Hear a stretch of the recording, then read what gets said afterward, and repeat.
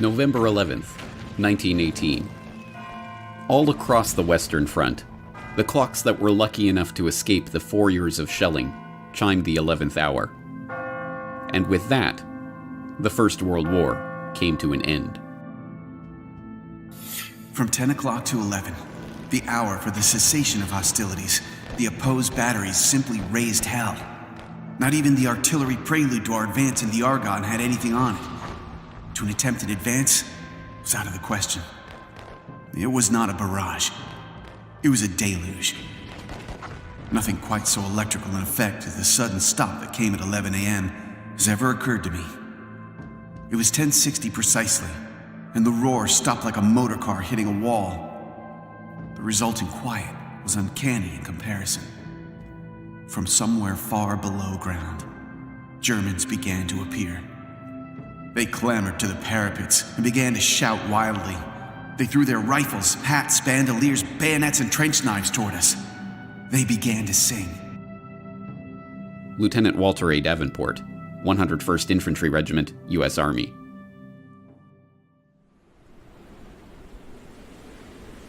And just like that, it was over.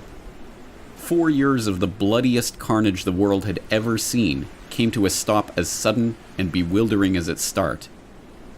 And the world vowed, never again. Each year, we lay the wreath. We hear the last post. We mouth the words, never again, like an incantation.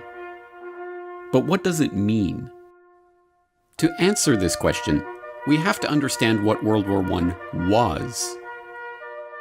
World War I was an explosion. A breaking point in history. In the smoldering shell hole of that great cataclysm lay the industrial era optimism of never-ending progress. Old verities about the glory of war lay strewn around the battlefields of that great war, like a fallen soldier left to die in no man's land. And along with it lay all the broken dreams of a world order that had been blown apart. Whether we know it or not, we here in the 21st century are still living in the crater of that explosion, the victims of a First World War that we are only now beginning to understand. What was World War I about? How did it start? Who won? And what did they win? Now, 100 years after those final shots rang out, these questions still puzzle historians and laymen alike. But as we shall see, this confusion is not a happenstance of history, but the wool that has been pulled over our eyes to stop us from seeing what World War I really was. This is the story of World War I that you didn't read in the history books. This is the World War I Conspiracy.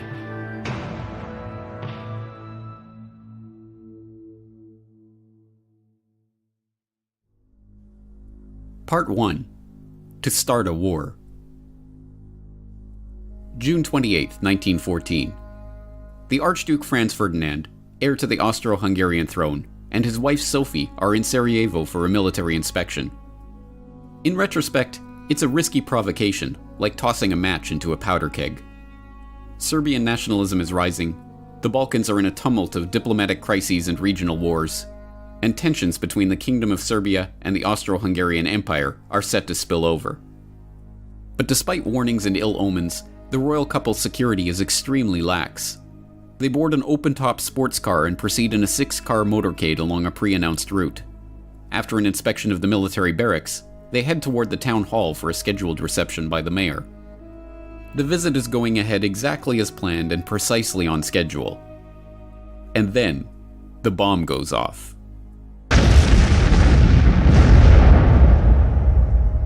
As we now know, the motorcade was a death trap.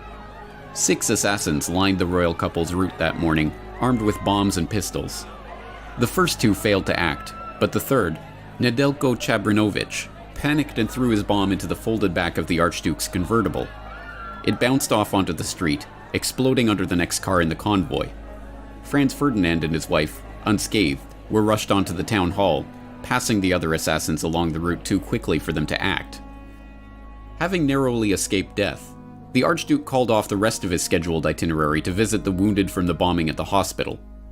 By a remarkable twist of fate, The driver took the couple down the wrong route, and, when ordered to reverse, stopped the car directly in front of the delicatessen where would-be assassin Gavrilo Princip had gone after having failed in his mission along the motorcade. There, 1.5 meters in front of Princip, was the Archduke and his wife. He took 2 shots, killing both of them. Yes, even the official history books, the books written and published by the winners, record that the First World War started as the result of a conspiracy. After all, it was, as all freshman history students are taught, the conspiracy to assassinate the Archduke Franz Ferdinand that led to the outbreak of war. That story, the official story of the origins of World War I, is familiar enough by now. In 1914, Europe was an interlocking clockwork of alliances and military mobilization plans that, once set in motion, ticked inevitably toward all-out warfare. The assassination of the Archduke was merely the excuse to set that clockwork in motion, and the resulting July crisis of diplomatic and military escalations led with perfect predictability to continental and, eventually, global war. In this carefully sanitized version of history, World War I starts in Sarajevo on June 28, 1914. But this official history leaves out so much of the real story about the build-up to war that it amounts to a lie. But it does get one thing right. The First World War was the result of a conspiracy. To understand this conspiracy, we must turn not to Sarajevo and the conclave of Serbian nationalists plotting their assassination in the summer of 1914, but to a chilly drawing room in London in the winter of 1891. There, 3 of the most important men of the age, men whose names are but dimly remembered today, are taking the first concrete steps toward forming a secret society that they have been discussing amongst themselves for years. The group that springs from this meeting will go on to leverage the wealth and power of its members to shape the course of history, and, 23 years later, will drive the world into the first truly global war. Their plan reads like outlandish historical fiction.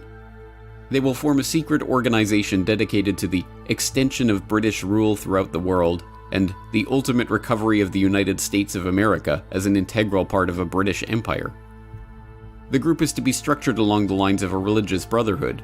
The Jesuit order is repeatedly invoked as a model, divided into 2 circles. An inner circle, called the Society of the Elect, who are to direct the activity of the larger outer circle, dubbed the Association of Helpers, who are not to know of the inner circle's existence. British rule and inner circles and secret societies. If presented with this plan today, many would say it was the work of an imaginative comic book writer. But the 3 men who gathered in London that winter afternoon in 1891 were no mere comic book writers.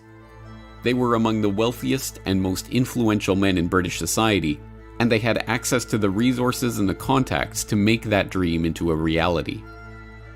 Present at the meeting that day, William T. Stead, famed newspaper editor whose Pall Mall Gazette broke ground as a pioneer of tabloid journalism and whose Review of Reviews was enormously influential throughout the English-speaking world. Reginald Brett, later known as Lord Esher, an historian and politician who became friend, confidant, and advisor to Queen Victoria, King Edward VII, and King George V, and who was known as one of the primary powers behind the throne of his era. And Cecil Rhodes, the enormously wealthy diamond magnate whose exploits in South Africa and ambition to transform the African continent would earn him the nickname of Colossus by the satirists of the day. But Rhodes's ambition was no laughing matter. If anyone in the world had the power and ability to form such a group at the time, it was Cecil Rhodes. Richard Grove, historical researcher and author, tragedyandhope.com. Cecil Rhodes also was from Britain. He was educated at Oxford, but he only went to Oxford after he went to South Africa. He had an older brother. He follows him to South Africa. The older brother was working in the diamond mines, and by the time Rhodes gets there, he's got a setup, and his brother says, I'm going to go off and dig in the gold mines. They just found gold. And so he leaves Cecil Rhodes, his younger brother, who's like in his 20s, with this whole diamond mining operation.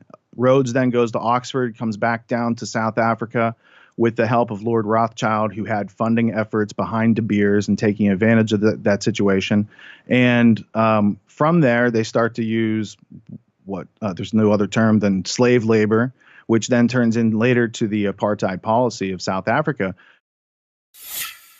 Well, Rhodes was particularly important because in many ways, at the end of the 19th century, he seriously epitomized where capitalism was, where wealth really lay. Jerry Docherty, World War I scholar and co-author of Hidden History, The Secret Origins of the First World War. Rhodes had the money and he had the contact. He was a great Rothschild man, and his mining wealth was literally uncountable.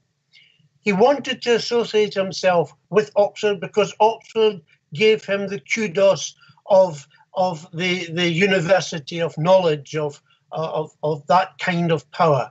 And in fact, that was centered in a very secretive place called All Souls College. Still, you'll find many references to All Souls College and people behind the curtain and such phrases, power behind thrones. Rhodes was centrally important in actually putting money up in order to begin to gather together like-minded people of great influence. Rhodes was not shy about his ambitions, and his intention to form such a group were known to many. Throughout his short life, Rhodes discussed his intentions openly with many of his associates who, unsurprisingly, happened to be among the most influential figures in British society at that time. More remarkably, this secret society, which was to wield its power behind the throne, was not a secret at all. The New York Times even published an article discussing the founding of the group in the April 9, 1902 edition of the paper, shortly after Rhodes's death. The article, headlined "Mr. Rhodes's Ideal of Anglo-Saxon Greatness," and carrying the remarkable subhead, "He believed a wealthy secret society should work to secure the world's peace and a British-American federation," summarized this sensational plan by noting that Rhodes's idea for the development of the English-speaking race was the foundation of a society copied, as to organization, from the Jesuits. Noting that his vision involved uniting the United States Assembly and our House of Commons to achieve the peace of the world, the article quotes Rhodes as saying, "The only thing feasible to carry out this idea is a secret society gradually absorbing the wealth of the world." This idea is laid down in black and white in a series of wills that Rhodes wrote throughout his life. Wills that not only laid out his plan to create such a society and provided the funds to do so, but, even more remarkably, were collected in a volume published after his death by co-conspirator William T. Stead. Rhodes also left his great deal of money, not having any children, not having married, dying at a young age, left it in a very well-known last will and testament, of which there were several different editions, naming different benefactors, naming different executors. So in 1902, Cecil Rhodes dies. There's a book published. It contains his last will and testament. The guy who wrote the book, William T. Stead, was in charge of a British publication called the Review of the Reviews. He was part of Rhodes's roundtable group. He at one time was an executor for the will. And in that will, it says that he laments the loss of America from the British Empire and that they should formulate a secret society with the specific aim of bringing America back into the empire. Then he names all the countries that they need to include in this list to have world domination, to have an English-speaking union, to have British race as the enforced culture on all countries around the world. The will contains the goal. The goal is amended over a series of years and supported and used to gain support. And then by the time he dies in 1902, there's funding, there's a plan, there's an agenda, there's working groups, and it all launches and then takes hold. And then not too long later, you've got World War I. And then from that, you've got World War II. And then you've got a century of control and slavery that really could have been prevented. When, at the time of Rhodes' death in 1902, this secret society decided to partially reveal itself, it did so under the cloak of peace. It was only because they desired world peace, they insisted, that they had created their group in the first place. and only for the noblest of reasons that they aimed to gradually absorb the wealth of the world. But contrary to this pacific public image, from its very beginnings, the group was interested primarily in war.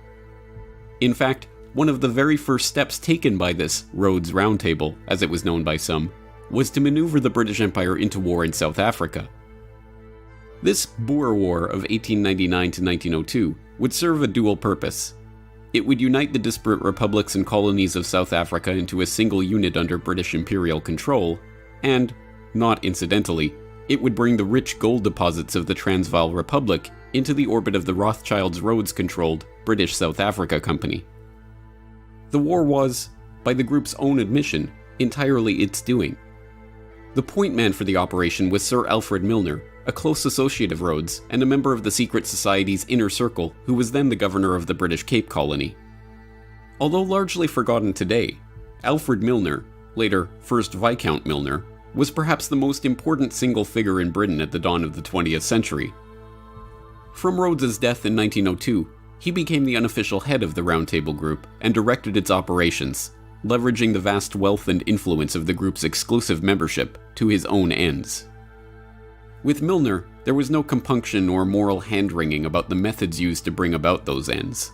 In a letter to Lord Roberts, Milner casually confessed to having engineered the Boer War. "I precipitated the crisis, which was inevitable, before it was too late. It is not very agreeable, and in many eyes, not a very creditable piece of business to have been largely instrumental in bringing about a war." When Rhodes's co-conspirator and fellow secret society Inner Circle member William Stead objected to war in South Africa, Rhodes told him, "You will support Milner in any measure that he may take short of war. I make no such limitation. I support Milner absolutely without reserve. If he says peace, I say peace. If he says war, I say war. Whatever happens, I say ditto to Milner." The Boer War, involving unimaginable brutality, including the death of 26,000 women and children in the world's first British concentration camps, ended as Rhodes and his associates intended, with the formerly separate pieces of South Africa being united under British control. Perhaps even more importantly from the perspective of the secret society, it left Alfred Milner as High Commissioner of the new South African Civil Service, a position from which he would cultivate a team of bright, young, largely Oxford-educated men who would go on to serve the group and its ends. And from the end of the Boer War onward, those ends increasingly centered around the task of eliminating what Milner and the Round Table perceived as the single greatest threat to the British Empire: Germany. So in the start, it was influence, people who could influence politics, people who had the money to influence statesmen, and the dream of actually crushing Germany. This was the basic mindset of this group as it gathered together. Germany. In 1871, the formerly separate states of modern-day Germany united into a single empire under the rule of Wilhelm I. The consolidation and industrialization of a united Germany had fundamentally changed the balance of power in Europe. By the dawn of the 20th century, the British Empire found itself dealing not with its traditional French enemies or its long-standing Russian rivals for supremacy over Europe, but the upstart German Empire. Economically, technologically, even militarily, if the trends continued, it would not be long before Germany began to rival and even surpass the British Empire. For Alfred Milner and the group he had formed around him out of the old Rhodes Roundtable Society, it was obvious what had to be done. To change France and Russia from enemies into friends as a way of isolating and, eventually, crushing Germany. Peter Hoff, author of The Two Edwards, How King Edward VII and Foreign Secretary Sir Edward Grey Fomented the First World War. Yes, well, from the British perspective, Germany, after their unification in 1871, they became very strong very quickly. And this, over time, this worried the British more and more. They began to think that Germany represented a challenge to their world hegemony. And they came slowly but surely. They came to the decision that Germany must be confronted, just as they had come to the same decision with regard to other countries, Spain, Portugal, and especially France.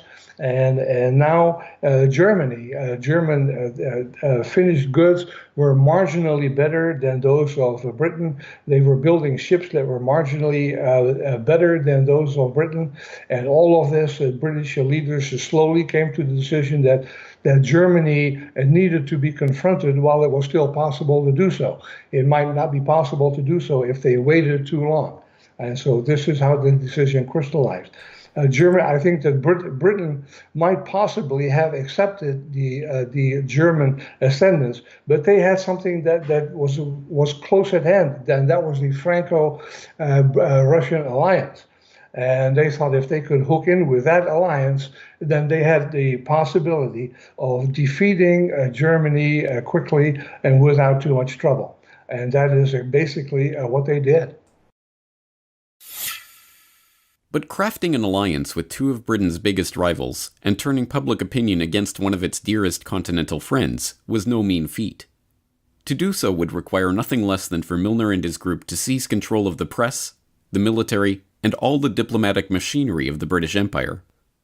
And so that's exactly what they did. The first major coup occurred in 1899, while Milner was still in South Africa launching the Boer War. That year, the Milner Group ousted Donald Mackenzie Wallace, the director of the Foreign Department at the Times, and installed their man, Ignatius Valentine Schirall. Schirall, a former employee of the Foreign Office with inside access to officials there, not only helped to ensure that one of the most influential press organs of the empire would spin all international events for the benefit of the secret society, but he helped to prepare his close personal friend, Charles Harding, to take on the crucial post of ambassador to Russia in 1904, and, in 1906, the even more important post of permanent undersecretary at the Foreign Office. With Harding, Milner's group had a foot in the door at the British Foreign Office. But they needed more than just their foot in that door if they were to bring about their war with Germany. In order to finish the coup, they needed to install one of their own as Foreign Secretary. And, with the appointment of Edward Grey as Foreign Secretary in December of 1905, that's precisely what happened.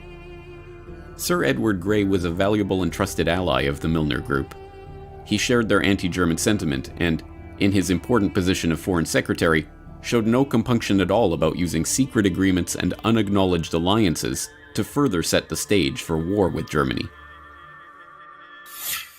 Well, he became Foreign Secretary in 1905, I believe, and the Foreign Secretary in France was, of course, Delcasse. And Delcasse was very much anti-German and very passionate about the recovery of Alsace-Lorraine. And so he and the king hit it off very well together. And Edward Grey shared this anti-German feeling with the king, as I explained in my book, how he came to have that attitude about Germany. But in any case, he had the same attitude with the king. They worked very well together. And Edward Grey very freely acknowledged the heavy role that the king played in British foreign policy. And he said that this was not a problem because he and the king were in an agreement on most issues, and so they worked very well together. The pieces were already beginning to fall into place for Milner and his associates. With Edward Grey as Foreign Secretary, Harding as his unusually influential Undersecretary, Rhodes' co-conspirator Lord Esher installed as Deputy Governor of Windsor Castle, where he had the ear of the king, and the king himself, whose unusual hands-on approach to foreign diplomacy and whose wife's own hatred of the Germans dovetailed perfectly with the group's aims. The diplomatic stage was set for the formation of the Triple Entente between France, Russia, and Great Britain. With France to the west and Russia to the east, England's secret diplomacy had forged the two pincers of a German-crushing vice. All that was needed was an event that the group could spin to its advantage to prepare the population for war against their former German allies. Time and again throughout the decade leading up to the Great War, the group's influential agents in the British press tried to turn every international incident into another example of German hostility. When the Russo-Japanese War broke out, rumors swirled in London that it was in fact the Germans that had stirred up the hostilities. The theory went that Germany, in a bid to ignite conflict between Russia and England, who had recently concluded an alliance with the Japanese, had fanned the flames of war between Russia and Japan. The truth, of course, was almost precisely the opposite. Lord Lansdowne had conducted secret negotiations with Japan before signing a formal treaty in January 1902. Having exhausted their reserves building up their military, Japan turned to Cecil Rhodes' co-conspirator Lord Nathan Rothschild to finance the war itself. Denying the Russian Navy access to the Suez Canal and high-quality coal, which they did provide to the Japanese, the British did everything they could to ensure that the Japanese would crush the Russian fleet, effectively removing their main European competitor for the Far East. The Japanese Navy was even constructed in Britain, but these facts did not find their way into the Milner-controlled press. When the Russians accidentally fired on British fishing trawlers in the North Sea in 1904, killing 3 fishermen and wounding several more, the British public was outraged. Rather than whip up the outrage, however, the Times and other mouthpieces of the secret society instead tried to paper over the incident. Meanwhile, the British Foreign Office outrageously tried to blame the incident on the Germans, kicking off a bitter press war between Britain and Germany. The most dangerous provocations of the period centered around Morocco, when France, emboldened by secret military assurances from the British and backed up by the British press, engaged in a series of provocations, repeatedly breaking assurances to Germany that Morocco would remain free and open to German trade. At each step, Milner's acolytes, both in government and in the British press, cheered on the French and demonized any and every response from the Germans, real or imagined. Given that we're living in a world of territorial aggrandizement, there was a concocted incident over Morocco, and the allegation that Germany was secretly trying to take over the British-French influence in Morocco, and that literally was nonsense. But it was blown up into an incident, and people were told, prepare. You had better prepare yourself for the possibility of war, because we will not be dictated to by that Kaiser person over in Berlin.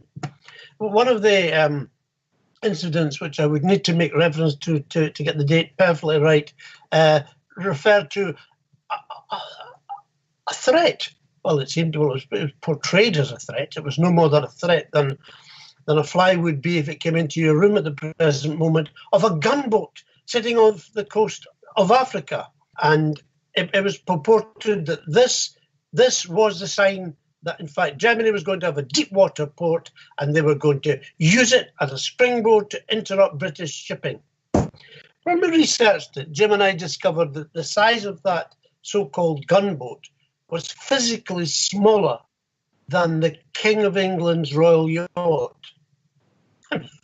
But history has portrayed this as a massive threat to the British Empire and its masculinity, if you like, because that's how they saw themselves.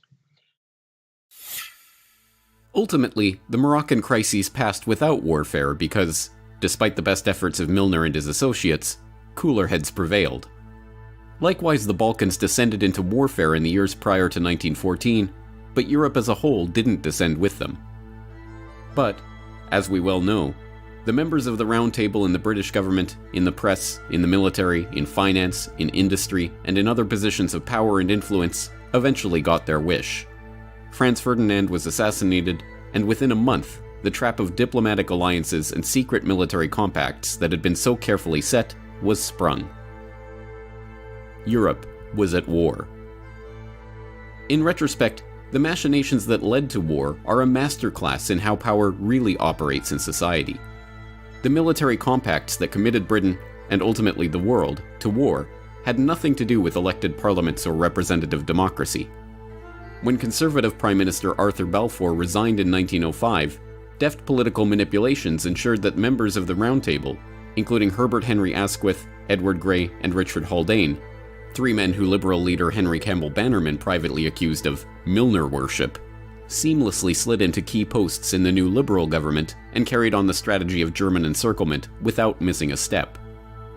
In fact, the details of Britain's military commitments to Russia and France, and even the negotiations themselves, were deliberately kept hidden from members of Parliament and even members of the cabinet who were not part of the secret society. It wasn't until November 1911, a full 6 years into the negotiations, that the cabinet of Prime Minister Herbert Henry Asquith started to learn the details of these agreements that had been repeatedly and officially denied in the press and in Parliament. This is how the cabal functioned. Efficiently, quietly, and, convinced of the righteousness of their cause, completely uncaring about how they achieved their ends. It is to this clique, not to the doings of any conspiracy in Sarajevo, that we can attribute the real origins of the First World War, with the 9 million dead soldiers and 7 million dead civilians that lay piled in its wake. But for this cabal, 1914 was just the start of the story. In keeping with their ultimate vision of a united Anglo-American world order, the jewel in the crown of the Milner Group was to embroil the United States in the war, to unite Britain and America in their conquest of the German foe. Across the Atlantic, the next chapter in this hidden history was just getting underway. Next time on the World War I Conspiracy. It would be folly for this country to sacrifice itself to the frenzy of ancient hatred. This is false history.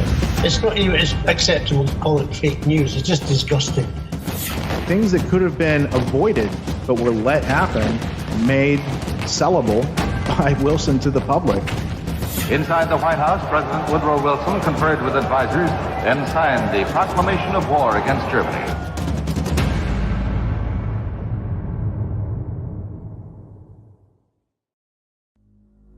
Previously, on the World War I Conspiracy. The First World War started as the result of a conspiracy.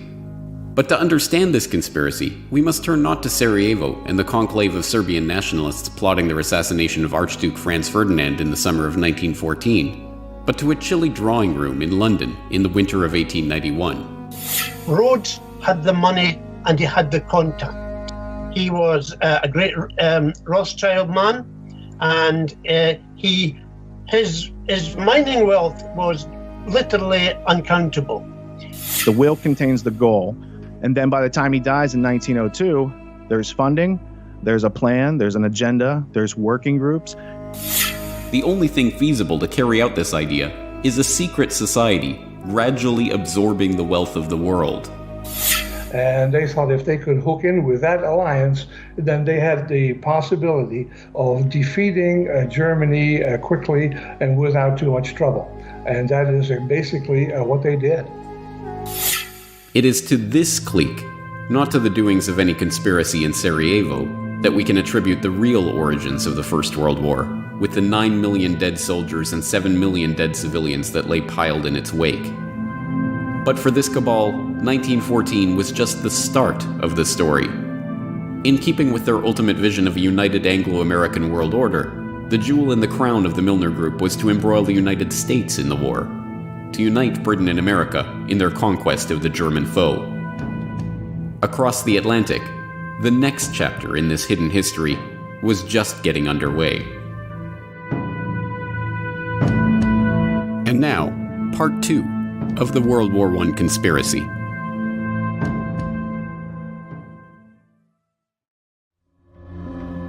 Part 2. The American Front.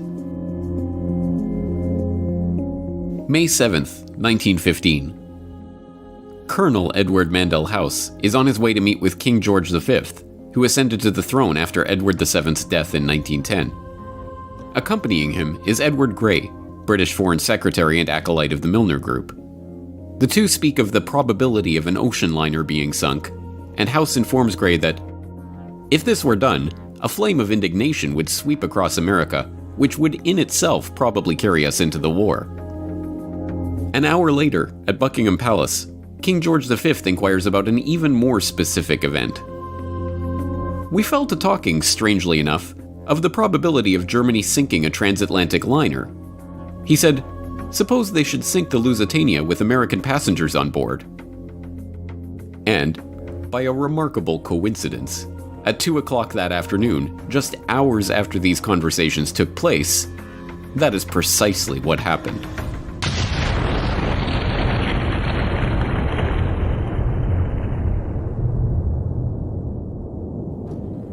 The Lusitania, one of the largest passenger liners in the world, is en route from New York to Liverpool when it is struck by a torpedo from a German U-boat. She sinks to the bottom in minutes, killing 1,198 passengers and crew, including 128 Americans. The disaster, portrayed as a brazen, unexpected attack on an innocent passenger liner, helps to shift public opinion about the war in the US. To the average American, the war suddenly doesn't feel like a strictly European concern. Every aspect of the story was, as we now know, a deception. The Lusitania was not an innocent passenger liner, but an armed merchant cruiser officially listed by the British Admiralty as an auxiliary warship. It was outfitted with extra armor, designed to carry 12 6-inch guns, and equipped with shell racks for holding ammunition. On its transatlantic voyage, the ship was carrying war material, specifically more than 4 million .303 rifle bullets and tons of munitions including shells, powder, fuses, and gun cotton in unrefrigerated cargo holds that were dubiously marked cheese, butter, and oysters. This secret manifest was officially denied by the British government for generation after generation, but in 2014, a full 99 years after the event, internal government documents were finally released in which the government admitted the deception. And, most remarkably of all, by Edward Mandell House's own account, both Edward Grey and King George V himself were discussing the sinking of the Lusitania just hours before the event took place. It's a story that provides a window into the secret society's years-long campaign to draw the United States into World War I.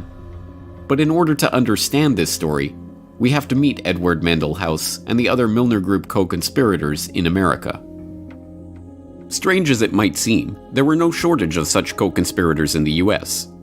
Some, like the members of the influential Pilgrim Society, founded in 1902 for the encouragement of Anglo-American good fellowship, shared Rhodes's vision of a united Anglo-American world empire. Others were simply lured by the promise of money. But whatever their motivation, those sympathetic to the cause of the Round Table included some of the wealthiest and most powerful people in the United States at the time. Many of these figures were to be found at the heart of Wall Street, in the banking and financial institutions revolving around J.P. Morgan and Company. John Pierpont Morgan, or Pierpont as he preferred to be called, was the nucleus of turn-of-the-century America's banking sector. Getting his start in London in 1857 at his father's merchant banking firm, the young Pierpont returned to New York in 1858 and embarked on one of the most remarkable careers in the history of the world. Making his money financing the American robber barons of the late 19th century, from Vanderbilt's railroads to Adolph Simon Ochs's purchase of the New York Times to the buyout of Carnegie Steel, Morgan amassed a financial empire that, by the 1890s, wielded more power than the United States Treasury itself.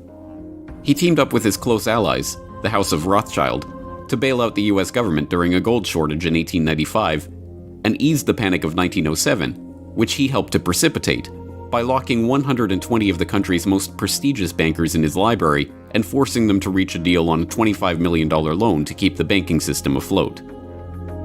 As we saw in Century of Enslavement, the history of the Federal Reserve, Morgan and his associates were only too happy to use the banking crises they helped to create to galvanize public opinion toward the creation of a central bank. So long as that central bank was owned and directed by Wall Street, of course. But their initial plan, the Aldrich Plan, was immediately recognized as a Wall Street ploy.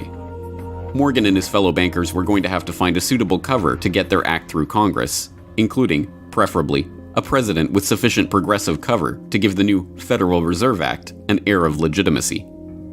And they found their ideal candidate in the politically unknown president of Princeton University, Woodrow Wilson, a man who they were about to rocket straight into the White House with the help of their point man and Round Table co-conspirator, Edward Mandell House.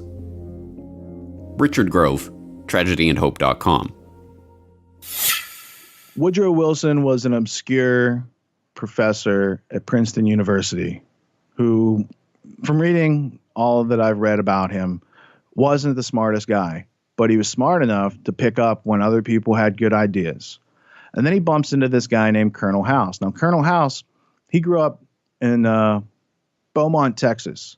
And Colonel House's dad was like a Rhett Butler type of smuggler, privateer, pirate during the Confederate War with the Union. So Colonel House, first off, he's not a colonel. It's just like a title he gave himself to make him seem more than he was. But he did come from a politically connected family in the South that were doing business with the British during the Civil War. So Colonel House, in the early 1900s, makes Woodrow Wilson his protege. And Colonel House himself is being puppeted by a few people in the layers of the Anglo-American establishment above him. And so we are left with the public persona of Woodrow Wilson, and here he is, and he's got this, this whole new Federal Reserve system that's going to come in during his administration, which was also kind of a precursor to getting America into the war. Because it changed our financial dependency from being self-reliant and printing our own debt-free money to being indentured to international bankers who charge us as they print money out of thin air and charge future generations for it. The election of Woodrow Wilson once again shows how power operates behind the scenes to subvert the popular vote and the will of the public. Knowing that the stuffy and politically unknown Wilson would have little chance of being elected over the more popular and affable William Howard Taft, Morgan and his banking allies bankrolled Teddy Roosevelt on a third-party ticket to split the Republican vote. The strategy worked, and the banker's real choice, Woodrow Wilson, came to power with just 42% of the popular vote. With Wilson in office and Colonel House directing his actions, Morgan and his conspirators got their wish. 1913 saw the passage of both the Federal Income Tax and the Federal Reserve Act, thus consolidating Wall Street's control over the economy. World War I, brewing in Europe just 8 months after the creation of the Federal Reserve, was to be the first full test of that power. But difficult as it had been for the Round Table to coax the British Empire out of its splendid isolation from the continent and into the web of alliances that precipitated the war, it would be that much harder for their American fellow travelers to coax the United States out of its own isolationist stance. Although the Spanish-American War had seen the advent of American imperialism, the thought of the US getting involved in that European war was still far from the minds of the average American. A 1914 editorial from the New York Sun captures the sentiment of most of America at the time of the outbreak of the war in Europe.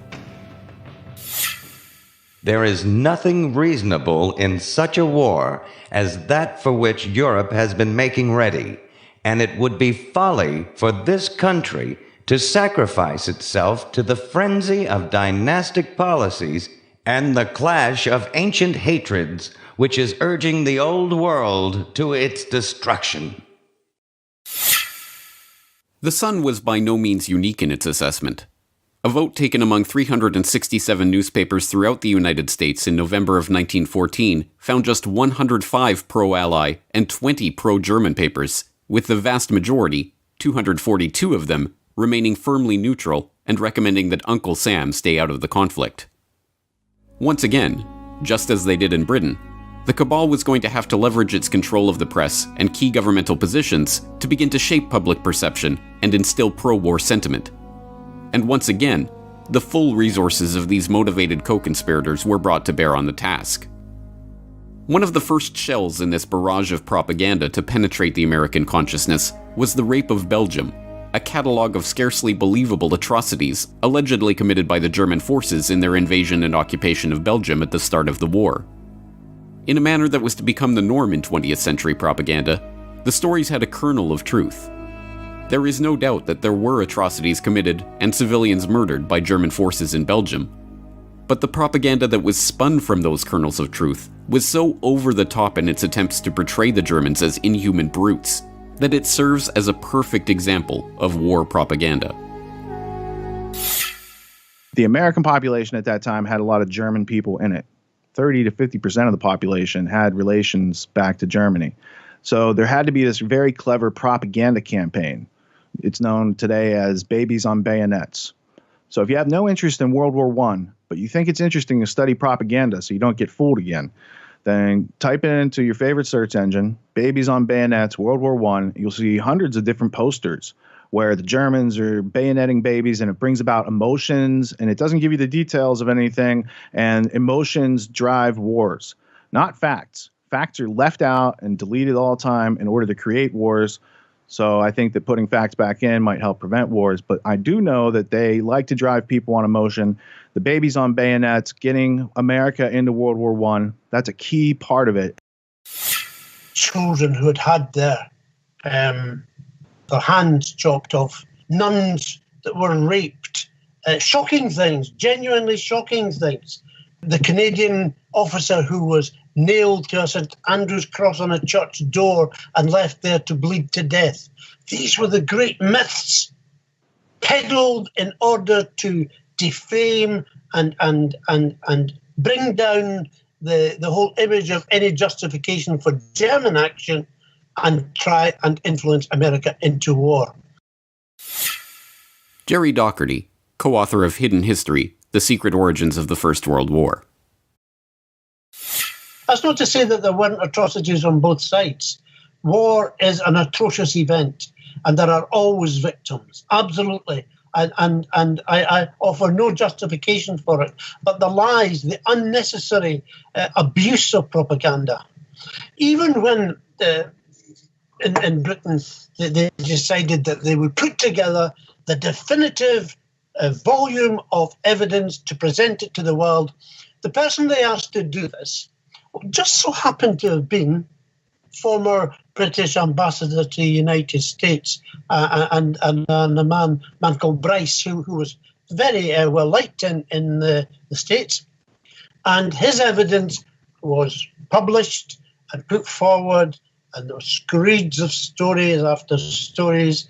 But then later it was discovered that, in fact, the people who took the evidence hadn't been allowed to speak to any of the Belgians directly, that in fact what they were doing is they were listening to a middleman or agents who had supposedly taken these stories, and when one of the official committee said, "Well, hold on, can I speak to can I speak to someone directly?" No. He resigned. He wouldn't allow his name to be put forward with and that's the extent to which, this is false history. It's not even acceptable to call it fake news. It's just disgusting. The campaign had its intended effect. Horrified by the stories emerging from Belgium, stories picked up and amplified by the members of the Round Table in the British press, including the influential Times and the lurid Daily Mail, run by Milner ally Lord Northcliffe, American public opinion began to shift away from viewing the war as a European squabble about an assassinated Archduke, and toward viewing the war as a struggle against the evil Germans and their sins against civilization. The culmination of this propaganda campaign was the release of the report of the Committee on Alleged German Outrages, better known as the Bryce Report, compiled for His Britannic Majesty's government and presided over by Viscount James Bryce, who, not coincidentally, was the former British ambassador to America and a personal friend of Woodrow Wilson. The report was a sham, based on 1,200 depositions collected by examiners who had no authority to administer an oath. The committee, which was not allowed to speak to a single witness itself, was tasked merely with sifting through this material and deciding what should be included in the final report. Unsurprisingly, the very real atrocities that the Germans had committed in Belgium, the burning of Louvain, Andenne, and Dinant, for example, were overshadowed by the sensationalist and completely unverifiable stories of babies on bayonets and other acts of villainy.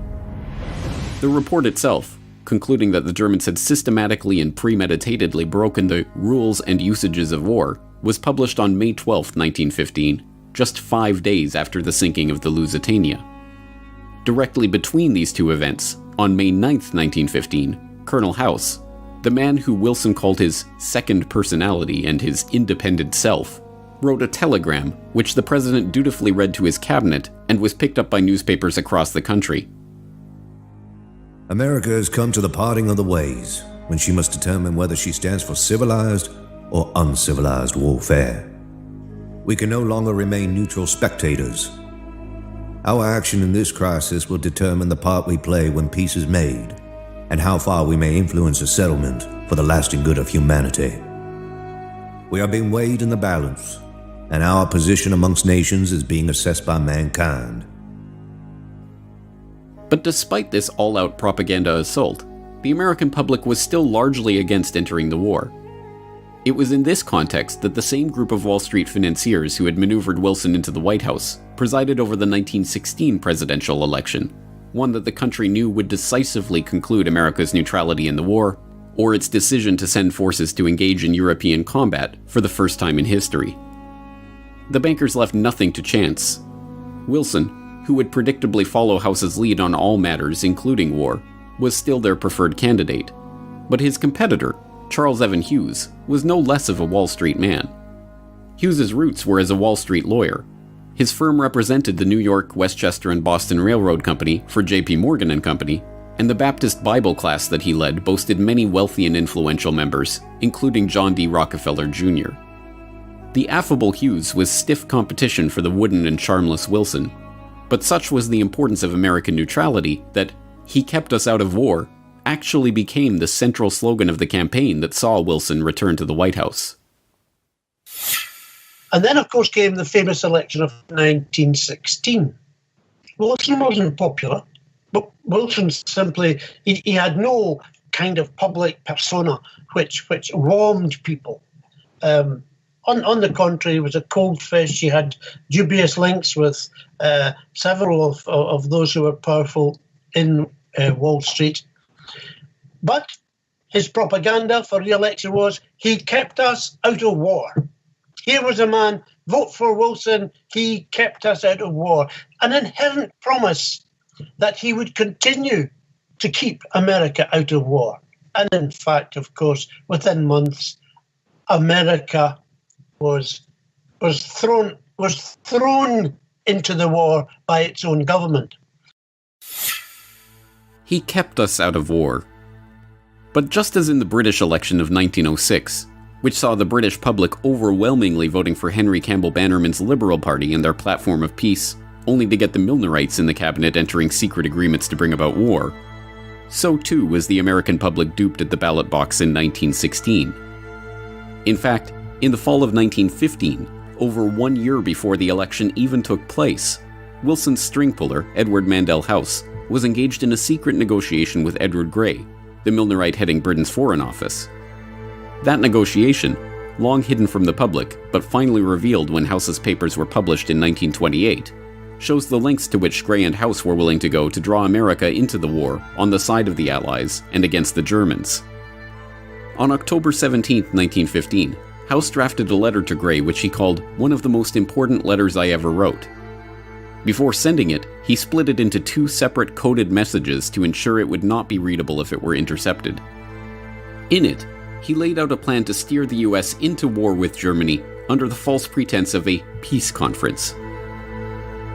Dear Sir Edward, in my opinion, it would be a worldwide calamity if the war should continue to a point where the Allies could not, with the aid of the United States, bring about a peace along the lines you and I have so often discussed. It is in my mind that, after conferring with your government, I should proceed to Berlin and tell them that it was the President's purpose to intervene and stop this destructive war, provided the weight of the United States thrown on the side that accepted our proposal could do it. I would not let Berlin know, of course, of any understanding had with the Allies, but would rather lead them to think our proposal would be rejected by the Allies. This might induce Berlin to accept the proposal, but if they do not do so, it would nevertheless be the purpose to intervene.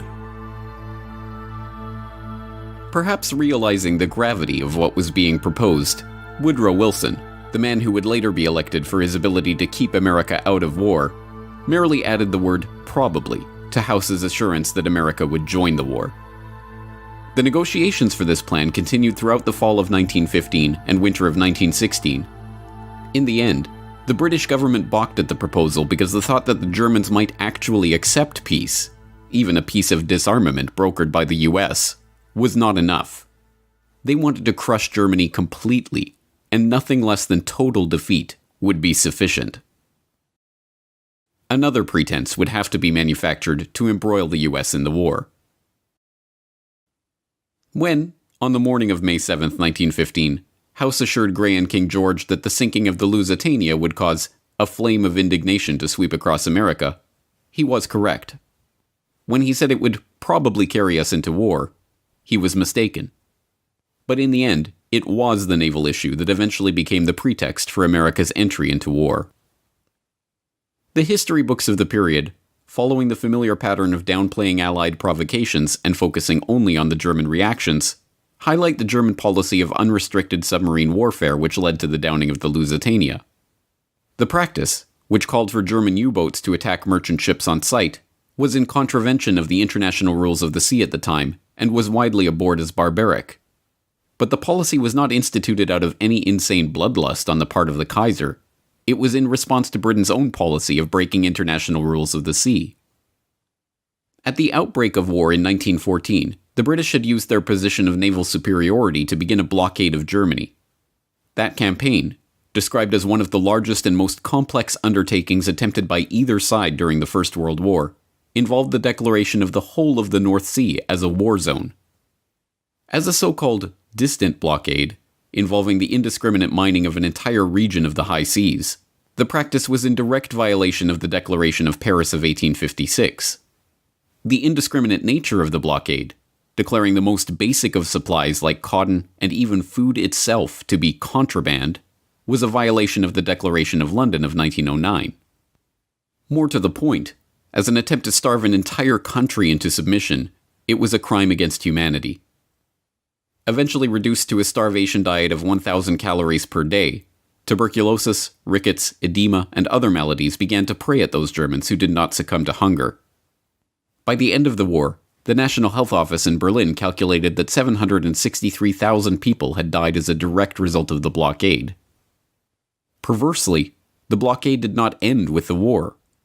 In fact, with Germany's Baltic coast now effectively added to the blockade, the starvation actually continued and even intensified into 1919. Faced with protestations from the Austrian ambassador about the illegality of the British blockade, Colonel House, now America's de facto president, merely observed, "He forgets to add that England is not exercising her power in an objectionable way, for it is controlled by a democracy." This double standard was not the exception, but the rule when it came to those in America's East Coast establishment who were hungry to see the US join the Allies on the battlefields of Europe. As historian and author Ralph Ryko explained in a 1983 lecture, it was these double standards that led directly to America's entry into the war. The Wilson administration now takes the position which will ultimately lead to war. The German government is to be held strictly accountable for the death of any Americans on the high seas, regardless of circumstances. The Germans say, well, let's see if we can live with this, as long as you're willing to put pressure on the British to have them modify their violations of international law. That is, they're placing a food on the list of contraband materials, which had never been done before. The British, as you know, take your merchant ships off the high seas on the way to Rotterdam, because they say anything that goes to Rotterdam is going to go to Germany. So they take American ships off the high seas. The British have put cotton on the list of contraband, confiscating these materials.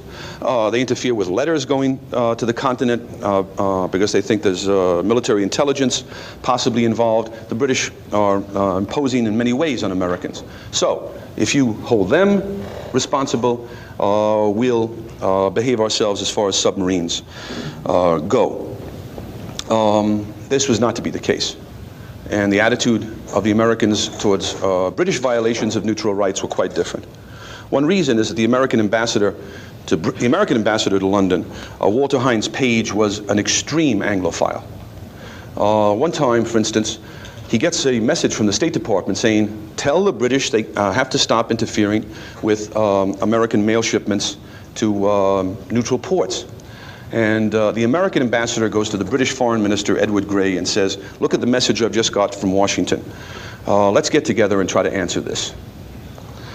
This was his attitude. The British were never held to the same standard as the Germans. At home, Theodore Roosevelt who in previous years had been a great friend of the Kaiser's and a great admirer of Germany, now says we have to get into this war right away. Besides that, there's a campaign for preparedness, for building up the American Army, the American Navy, drilling American citizens in combat techniques. There's a kind of hysteria, really, that travels over the country, considering that there's, at this time, certainly, no chance of some kind of immediate threat to the United States. And people like Roosevelt and Wilson begin talking in a very unfortunate way. Wilson says, for instance, in America we have too many hyphenated Americans. Of course, he meant German Americans, Irish Americans. And these people are not totally loyal to our country. Already scapegoats are being looked for, and public opinion is being roused. In January, this diplomatic negotiation, the exchange of memos goes on for the next few years. In January of 1917, the Americans, not having been able to budge the British in the least on any British violation of American rights, the British blockade intensifying, the Germans really feeling hunger, in a very literal sense, especially the people on the home front.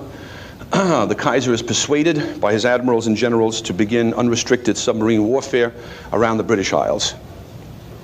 The American position by this time had solidified, had become a totally rigid one, and when all is said and done, when you go through all of the back and forth memoranda and notes and principles established, the United States went to war against Germany in 1917 for the right of Americans to travel in armed, belligerent merchant ships carrying munitions through war zones. Wilson's position was that even in that case, the Germans simply had no right to attack the ship, as long as there are Americans on the ship. Shall I repeat that?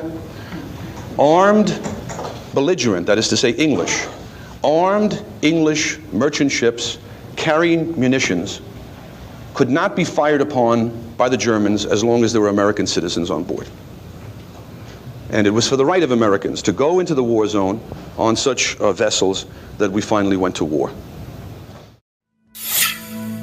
After months of deliberations, and with the situation on the home front becoming increasingly desperate, the German military commanders decided to resume their unrestricted submarine warfare in 1917. As expected, U.S. merchant ships were sunk, including 4 ships in late March alone.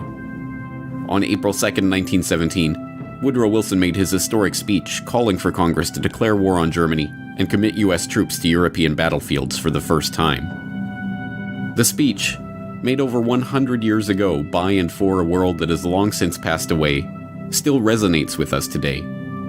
Embedded within it is the rhetoric of warfare that has been employed by president after president, prime minister after prime minister, in country after country, and war after war, right down to the current day.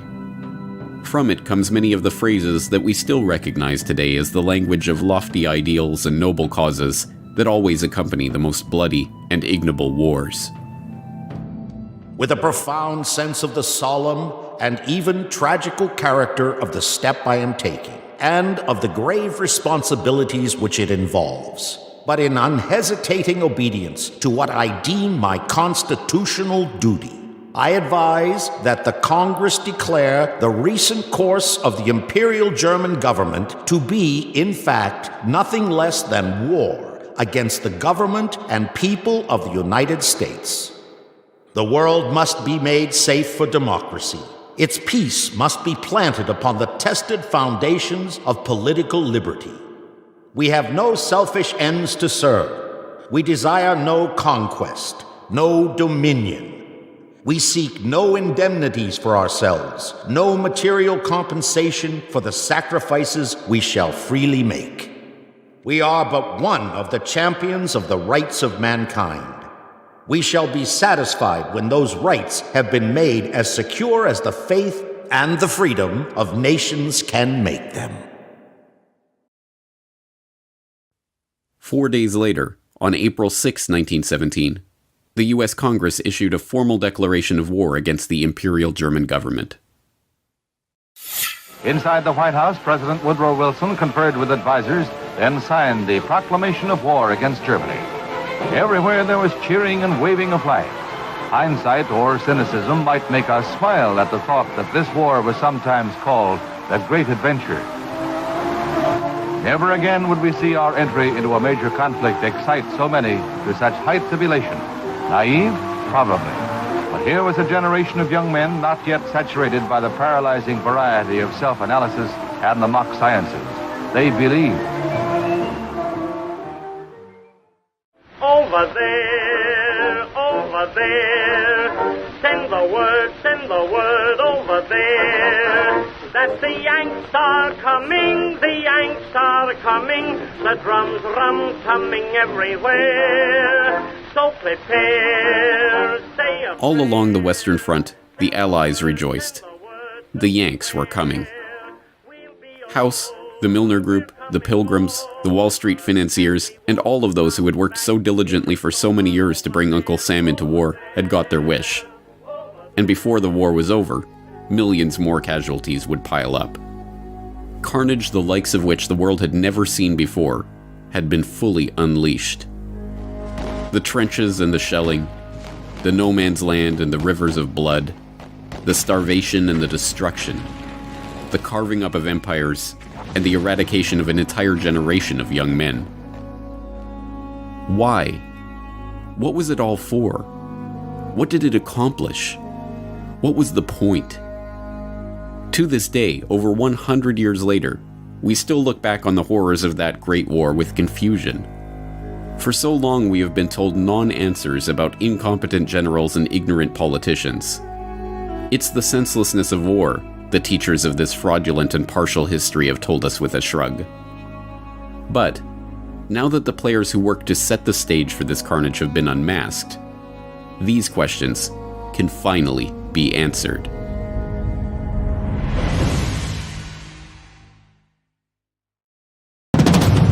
Next time on the World War I Conspiracy. War is an instrument of massive change. We know that. Through glasses, we can see men maddened, men covered with earth and blood, falling one upon the other. Why is to bring about, I suspect, a plan to control world society in which you and I won't find the freedoms to believe and think and do as we believe. The population of Europe was enormously greater than it had ever been before. And now the time came to slaughter some part of the sheep for the purposes of the ones who were in control.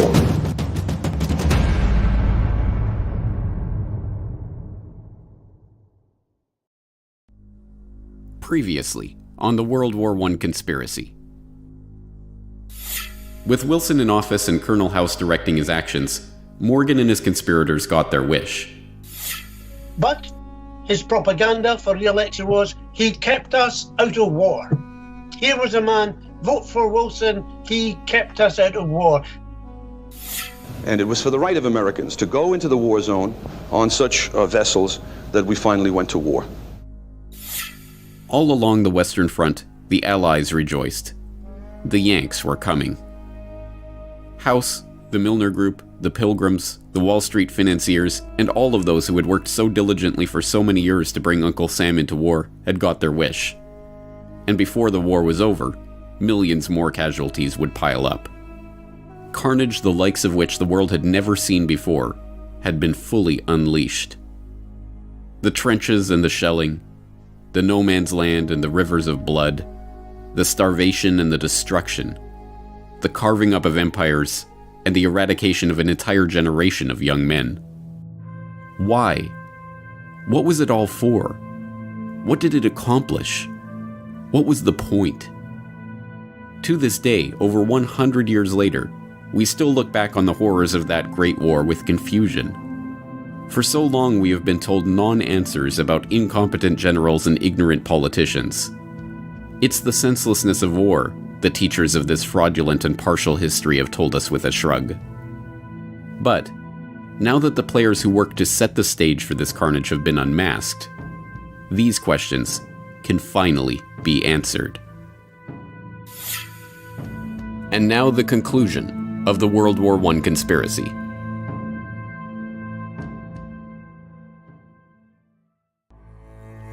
Part 3. A New World Order.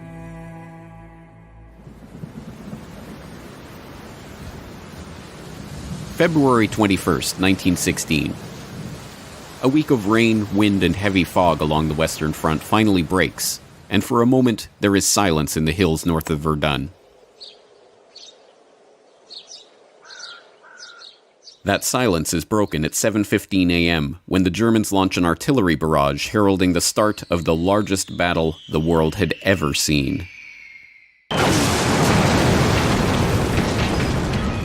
Thousands of projectiles are flying in all directions, some whistling, others howling, others moaning low, and all uniting in one infernal roar. From time to time, an aerial torpedo passes, making a noise like a gigantic motor car. With a tremendous thud, a giant shell bursts quite close to our observation post, breaking the telephone wire and interrupting all communication with our batteries.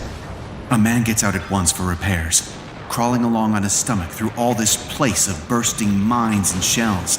It seems quite impossible that he should escape in the rain of shell, which exceeds anything imaginable. There has never been such a bombardment in war. Our man seems to be enveloped in explosions, and shelters himself from time to time in the shell craters which honeycomb the ground. Finally, he reaches a less stormy spot, mends his wires, and then, as it would be madness to try to return, settles down in a big crater and waits for the storm to pass. Beyond, in the valley, dark masses are moving over the snow-covered ground. It is the German infantry advancing in packed formation along the valley of the attack. They look like a big gray carpet being unrolled over the country. We telephone through to the batteries, and the ball begins. The sight is hellish. In the distance, in the valley, and upon the slopes, regiments spread out, and as they deploy, fresh troops come pouring in. There's a whistle over our heads. It is our first shell. It falls right in the middle of the enemy infantry. We telephone through, telling our batteries of their hit, and a deluge of heavy shells is poured on the enemy. Their position becomes critical. Through glasses, we can see men maddened, men covered with earth and blood, falling one upon the other. When the first wave of the assault is decimated, the ground is dotted with heaps of corpses. But the second wave is already pressing on.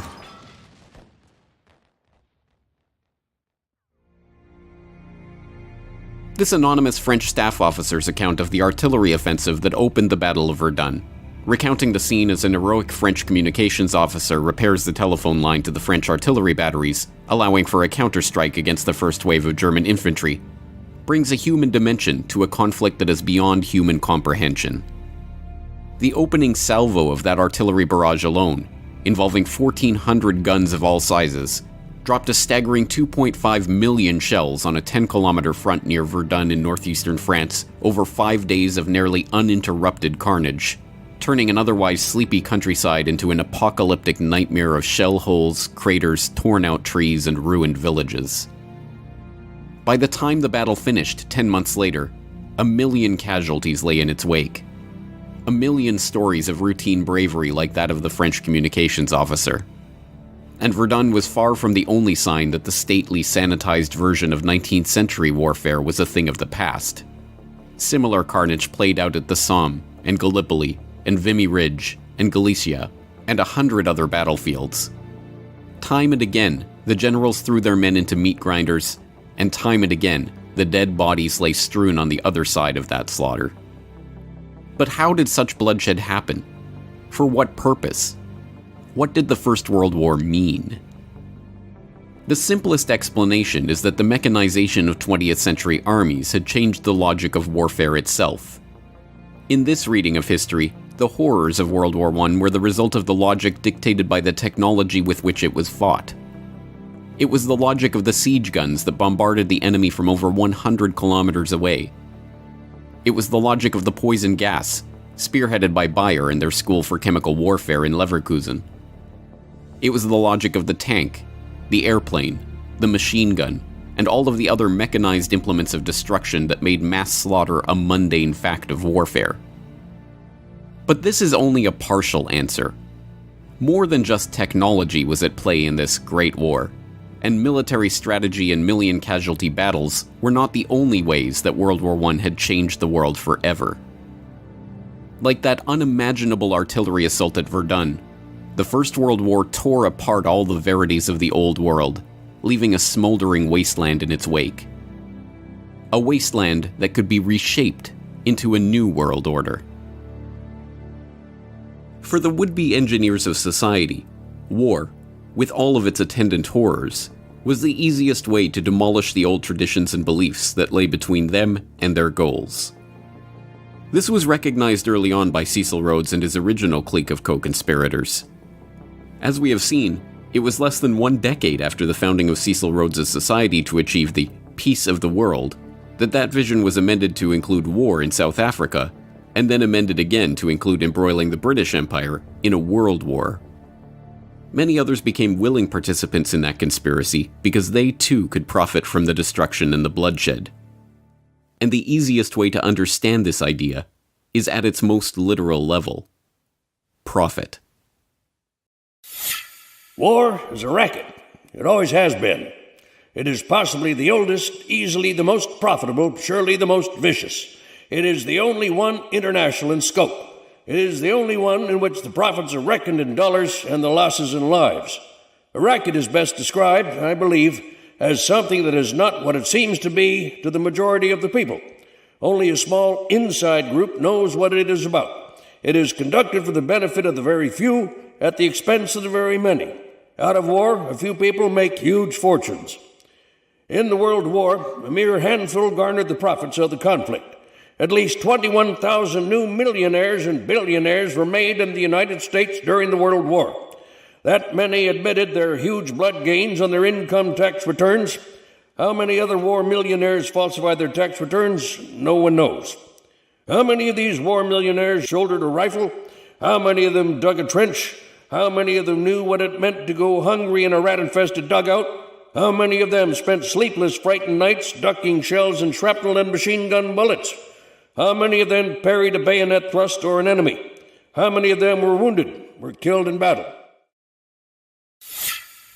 As the most decorated Marine in the history of the United States at the time of his death, Smedley Butler knew of what he spoke.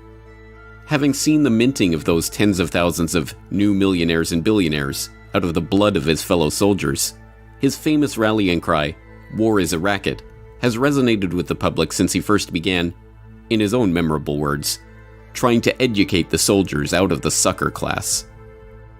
Indeed, the war profiteering on Wall Street started even before America joined the war.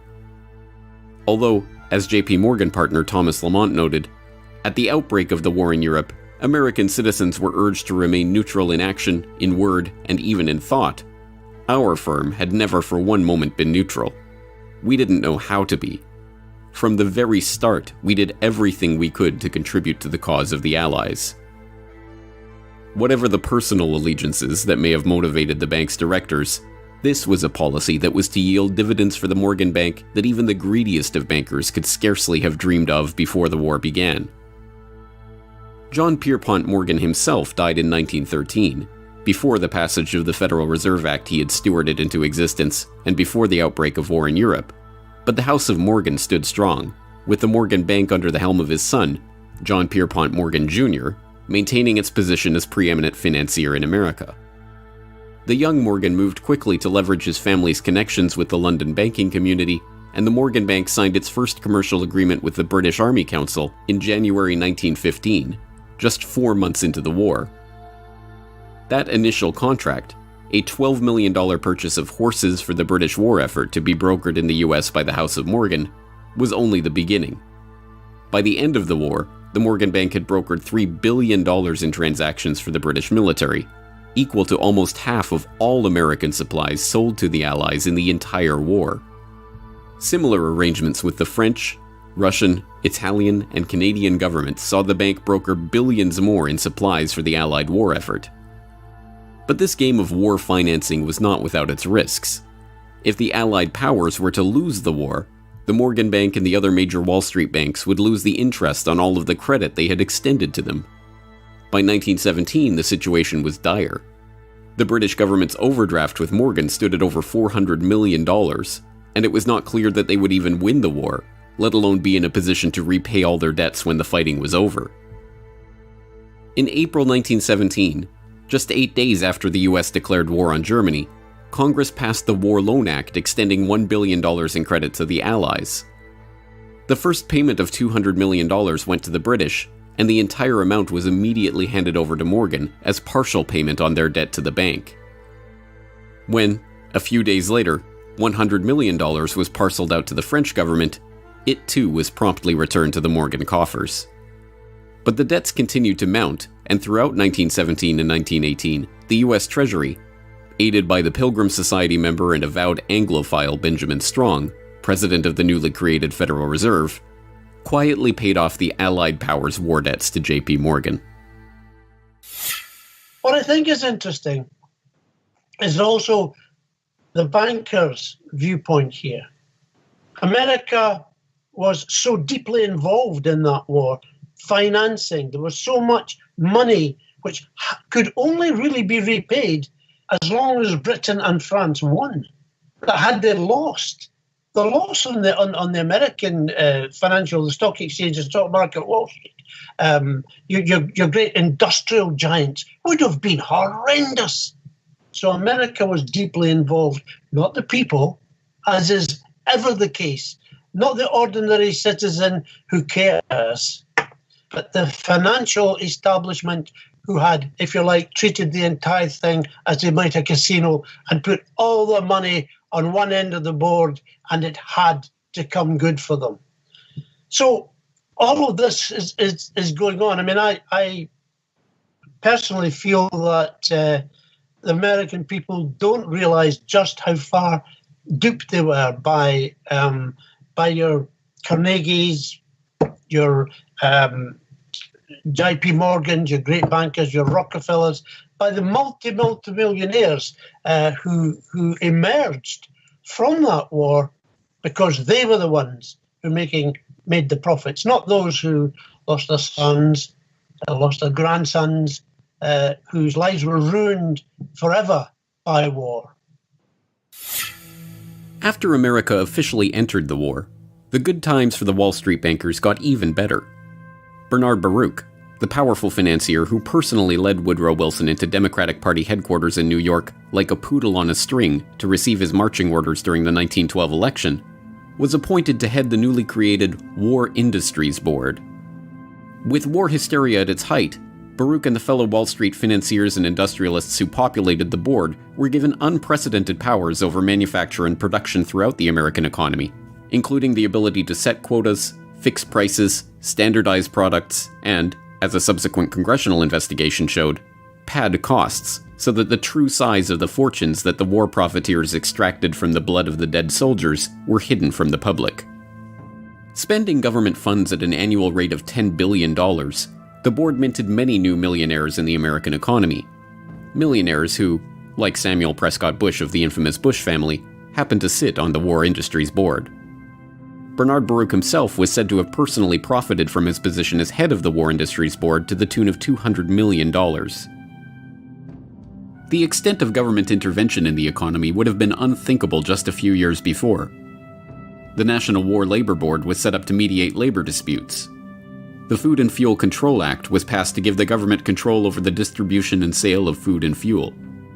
The Army Appropriations Act of 1916 set up the Council of National Defense, populated by Baruch and other prominent financiers and industrialists, who oversaw private sector coordination with the government in transportation, industrial and farm production, financial support for the war, and public morale.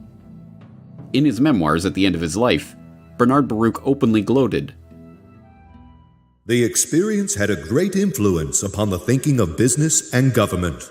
WIB had demonstrated the effectiveness of industrial cooperation and the advantage of government planning and direction. We helped inter the extreme dogmas of laissez-faire, which had for so long molded American economic and political thought. Our experience taught that government direction of the economy need not be inefficient or undemocratic, and suggested that in time of danger, it was imperative. But it was not merely to line the pockets of the well-connected that the war was fought. More fundamentally, it was a chance to change the very consciousness of an entire generation of young men and women. For the class of would-be social engineers that arose in the Progressive Era, from economist Richard T. Ely, to journalist Herbert Croly, to philosopher John Dewey, the Great War was not a horrific loss of life or a vision of the barbarism that was possible in the age of mechanized warfare, but an opportunity to change people's perceptions and attitudes about government, the economy, and social responsibility. Dewey, for example, wrote of the social possibilities of war. In every warring country, there has been the same demand that in the time of great national stress, production for profit be subordinated to production for use. Legal possession and individual property rights have had to give way before social requirements. The old conception of the absoluteness of private property has received the world over a blow from which it will never wholly recover. All countries on all sides of the world conflict responded in the same way, by maximizing their control over the economy, over manufacturing and industry, over infrastructure, and even over the minds of their own citizens. Germany had its Kriegssozialismus, or war socialism, which placed control of the entire German nation, including its economy, its newspapers, and, through conscription, its people, under the strict control of the army. In Russia, the Bolsheviks used this German war socialism as a basis for their organization of the nascent Soviet Union. In Canada, the government rushed to nationalize railways, outlaw alcohol, institute official censorship of newspapers, levy conscription, and, infamously, introduce a personal income tax as a temporary wartime measure that continues to this day. The British government soon recognized that control of the economy was not enough. The war at home meant control of information itself. At the outbreak of war, they set up the War Propaganda Bureau at Wellington House. The Bureau's initial purpose was to persuade America to enter the war, but that mandate soon expanded to shape and mold public opinion in favor of the war effort and of the government itself. On September 2, 1914, the head of the War Propaganda Bureau invited 25 of Britain's most influential authors to a top-secret meeting. Among those present at the meeting, G.K. Chesterton, Ford Madox Ford, Thomas Hardy, Rudyard Kipling, Arthur Conan Doyle, Arnold Bennett, and H.G. Wells. Not revealed until decades after the war ended, many of those present agreed to write propaganda material promoting the government's position on the war, which the government would get commercial printing houses, including Oxford University Press, to publish as seemingly independent works. Under the secret agreement, Arthur Conan Doyle wrote To Arms, John Masefield wrote Gallipoli and The Old Front Line, Mary Humphrey Ward wrote England's Effort and Towards the Goal, Rudyard Kipling wrote The New Army in Training, G.K. Chesterton wrote The Barbarism of Berlin. In total, the Bureau published over 1,160 propaganda pamphlets over the course of the war. Hilaire Belloc later rationalized his work in service of the government. It is sometimes necessary to lie damnably in the interests of the nation. War correspondent William Beach Thomas was not so successful in the battle against his own conscience. I was thoroughly and deeply ashamed of what I'd written for the good reason that it was untrue. The vulgarity of enormous headlines and the enormity of one's own name did not lessen the shame. But the Bureau's efforts were not confined to the literary world. Film, visual art, recruitment posters, no medium for swaying the hearts and minds of the public was overlooked. By 1918, the government's efforts to shape perception of the war, now officially centralized under a Minister of Information, Lord Beaverbrook, was the most finely tuned purveyor of propaganda the world had yet seen. Even foreign propaganda, like the infamous Uncle Sam that went beyond a recruitment poster to become a staple of American government iconography, was based on a British propaganda poster featuring Lord Kitchener. Control of the economy. Control of populations. Control of territory.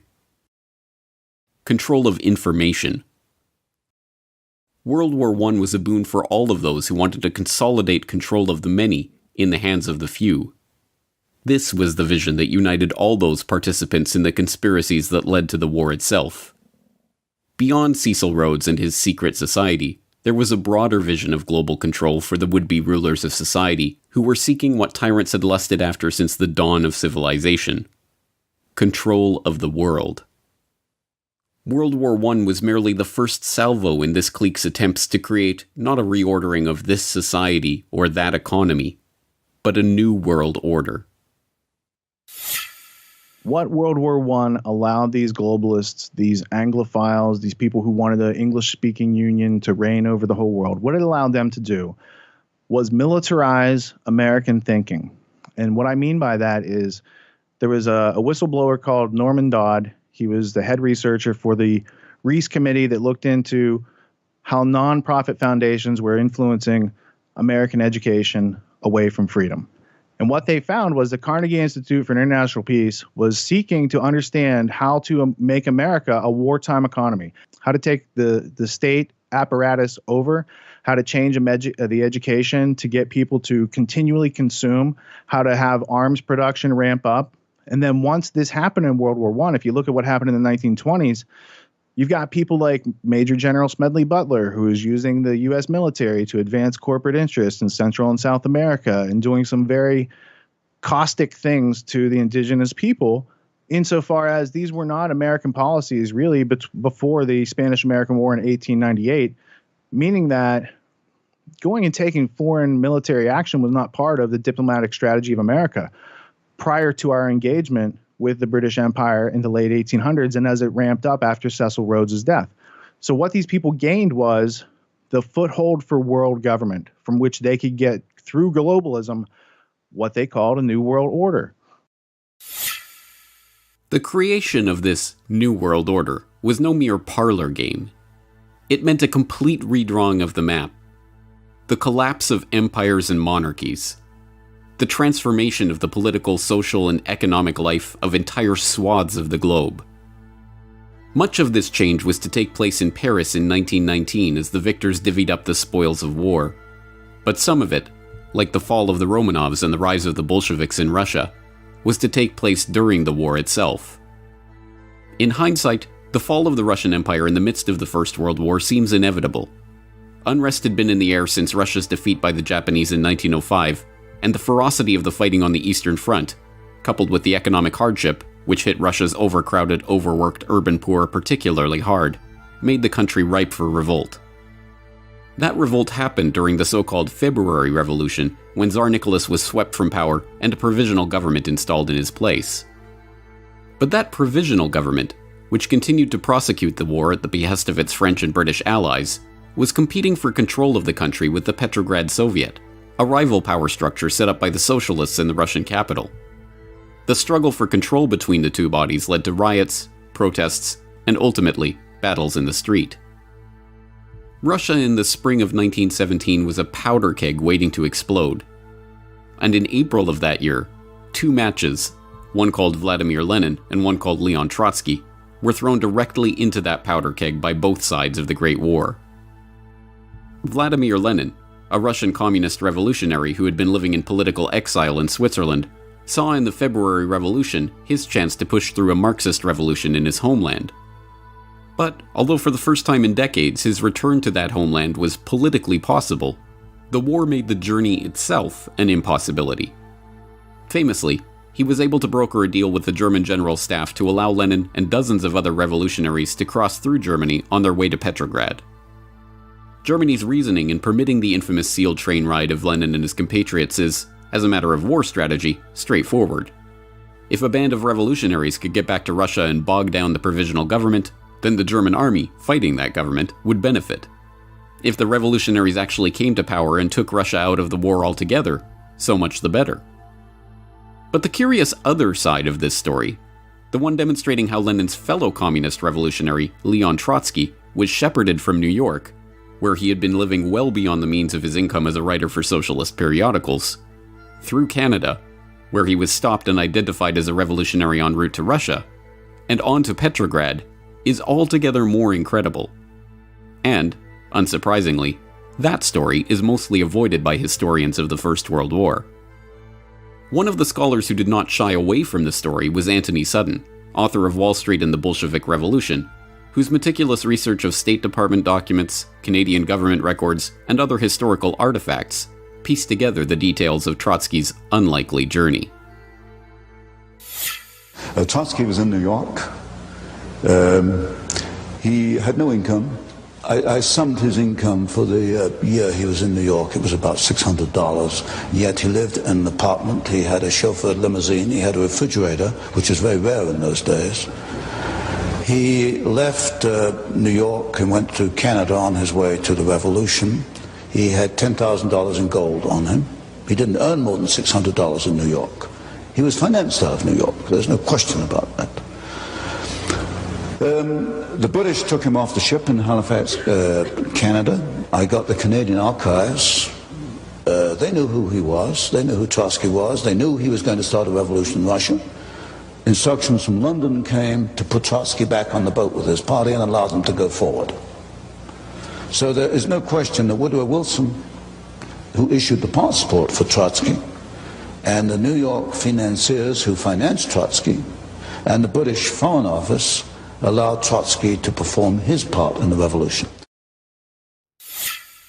After succeeding in pushing through the Bolshevik Revolution in November of 1917, one of Trotsky's first acts in his new position as People's Commissar for Foreign Affairs was to publish the secret treaties and understandings that Russia had signed with France and Britain. These documents revealed the secret negotiations in which the Entente powers had agreed to carve up the colonial world after the war.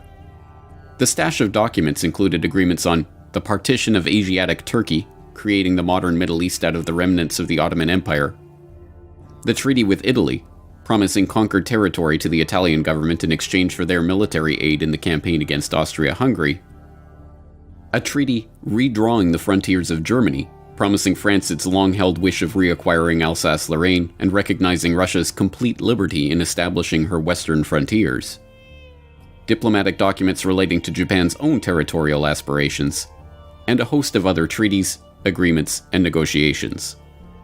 One of these agreements, the Sykes-Picot Agreement between Britain and France, which was signed in May 1916, has grown in infamy over the decades. The agreement divided modern-day Turkey, Jordan, Iraq, Syria, and Lebanon among the Triple Entente, and although the revelation of the agreement caused much embarrassment for the British and the French and forced them to publicly back away from the Sykes-Picot map, served as the basis for some of the arbitrary lines on the map of the modern-day Middle East, including the border between Syria and Iraq.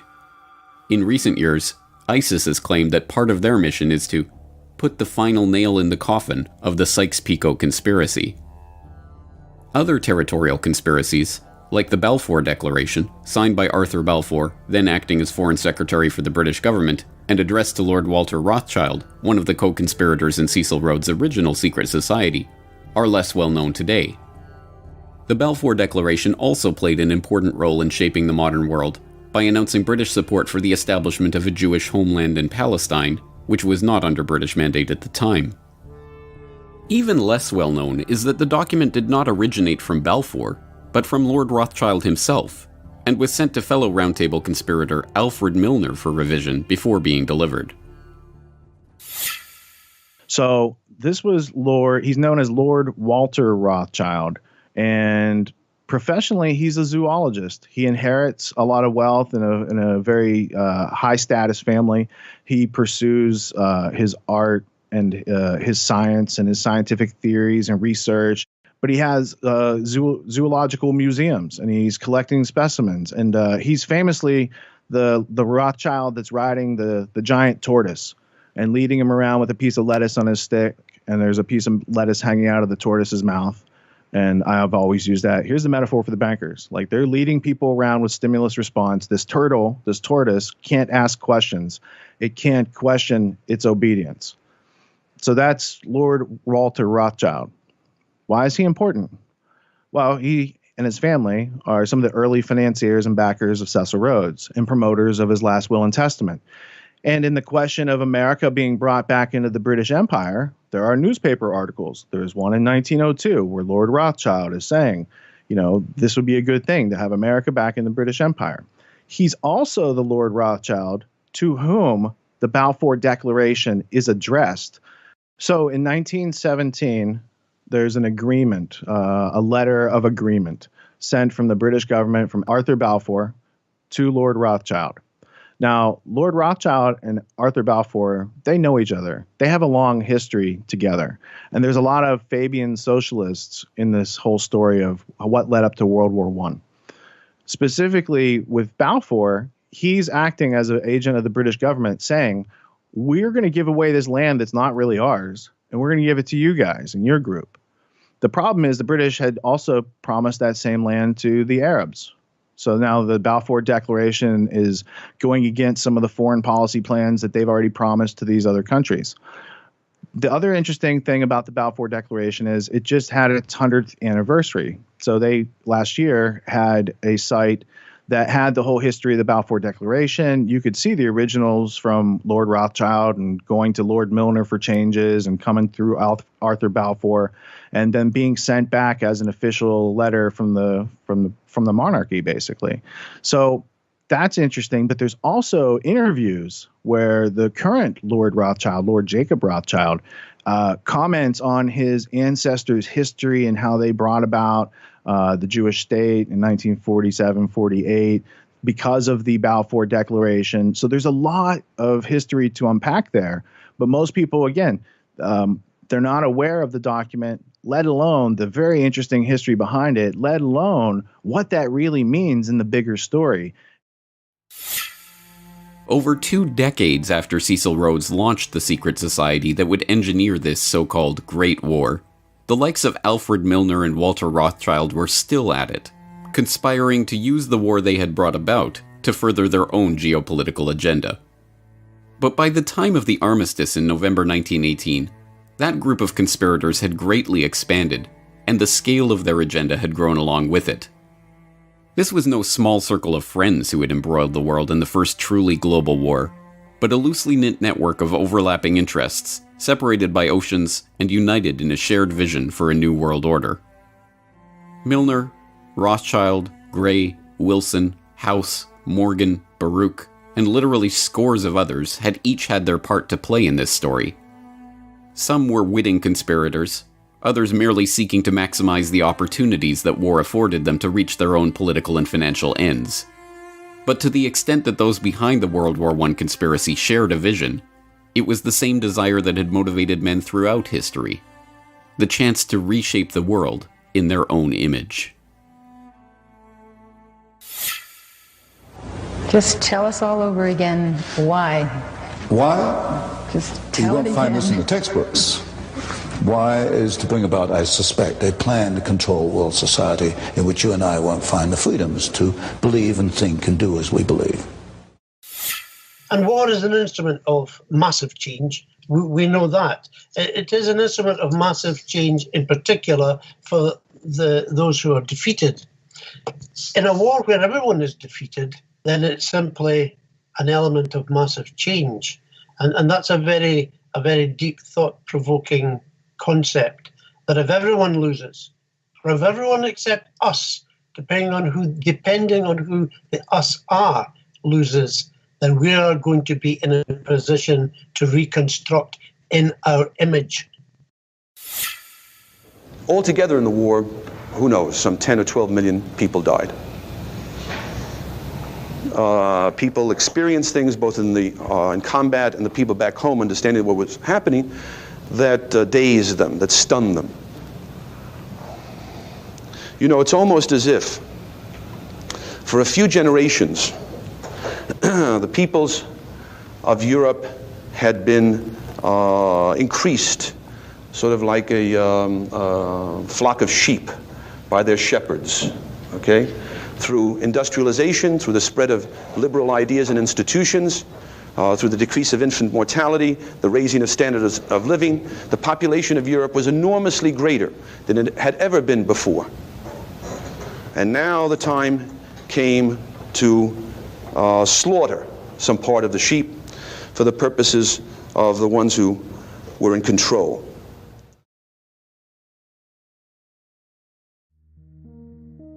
For the ones in control, World War I had been the birth pangs of a new world order.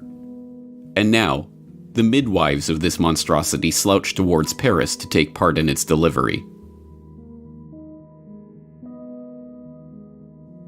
The end of the beginning.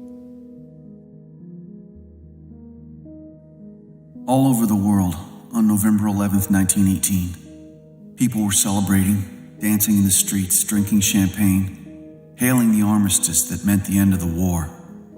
But at the front, there was no celebration. Many soldiers believed the armistice only a temporary measure and that the war would soon go on. As night came, the quietness, unearthly in its penetration, began to eat into their souls. The men sat around log fires, the first they'd ever had at the front. They were trying to reassure themselves that there were no enemy batteries spying on them from the next hill, and no German bombing planes approaching to blast them out of existence. They talked in low tones. They were nervous.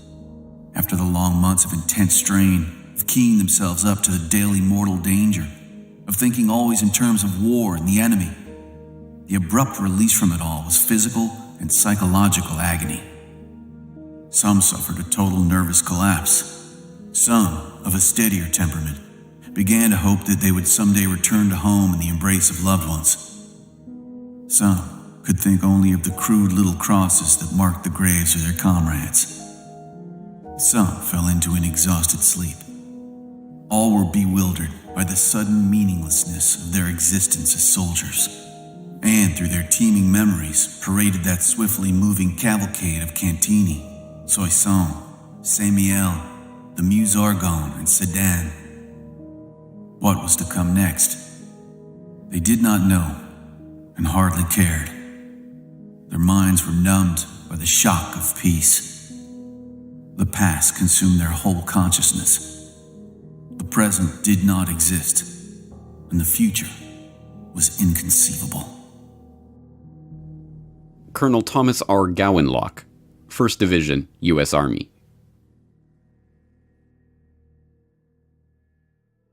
Little did those troops know how right they were.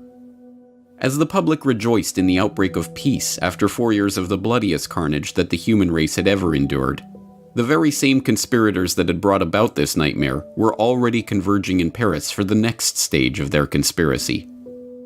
There, behind closed doors, they would begin their process of carving up the world to suit their interests, laying the groundwork and preparing the public consciousness for a new international order, setting the stage for an even more brutal conflict in the future, and bringing the battle-weary soldiers' worst fears for the future to fruition. And all in the name of peace. The French general, Ferdinand Foch, famously remarked after the Treaty of Versailles that, "This is not a peace. It is an armistice for 20 years. As we now know, his pronouncement was precisely accurate. The armistice on November 11, 1918 may have marked the end of the war, but it was not the end of the story. It was not even the beginning of the end. It was, at best, the end of the beginning.